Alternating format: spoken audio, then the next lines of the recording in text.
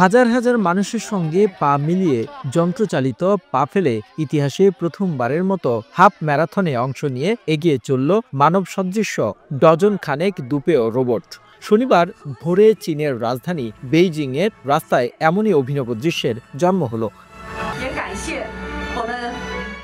এ আয়োজন চীনের প্রযুক্তিগত অগ্রগতির এক সাহসী প্রদর্শন। বেইজিং থেকে এএফপি জানায় ২১ কিলোমিটার দীর্ঘ এই দৌড় অনুষ্ঠিত হয় রাজধানীর রাষ্ট্রীয় পৃষ্ঠপোষকতা প্রাপ্ত হাইটেক শিল্পাঞ্চল ইউটাউন এলাকায়। এর মূল লক্ষ্য ছিল বাস্তব পরিবেশে দুই পায়ে চলা রোবটগুলোর সক্ষমতা যাচাই করা। স্টার্টারের গুলির শব্দে যখন দৌড় শুরু হয় তখন পেছনে বেজে চলছে চীনা পপ গান আই বিলিভ। রোবটগুলো একে একে সারিবদ্ধভাবে হাঁটা শুরু করে। সাধারণ দৌড়বিদরাও রাস্তায় সারিবদ্ধ হয়ে মোবাইল ক্যামেরা নিয়ে প্রস্তুত ছিল এই অভিনব দৃশ্য ধারণে। একটি ছোট্ট আকৃতির রোবট পড়ে গিয়ে কিছুক্ষণ মাটিতে শুয়েছিল, পরে নিজেই উঠে দাঁড়ালে উপস্থিত দর্শকরা করতালি দিয়ে উচ্ছ্বাস প্রকাশ করে।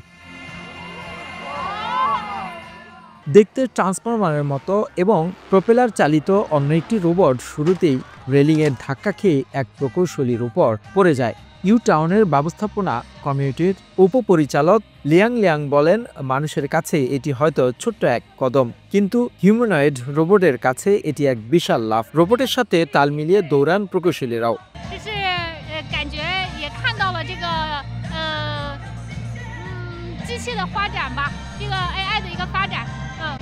চীনের বিভিন্ন প্রান্ত থেকে আসা প্রায় ২০টি দল এই প্রতিযোগিতায় অংশ নেয়। অংশগ্রহণকারী রোবটগুলোর উচ্চতা ছিল ৭৫ থেকে ১৮০ সেন্টিমিটার এবং ওজন সর্বোচ্চ ৮৮ কেজি পর্যন্ত।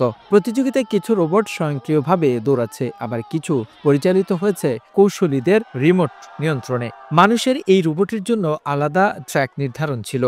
প্রকৌশলীরা জানান, লক্ষ্য ছিল রোবটের কর্মদক্ষতা ও নির্ভরযোগ্যতা যাচাই, কে আগে শেষ করলো সেটা নয়।然后我们另外一个会更关注的重点就是产业化落地，就是让这个人形机器人能真正的去走入。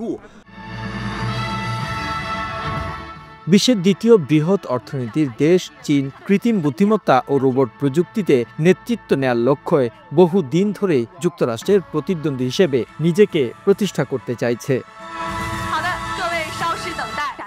the news Bangladesh desk report.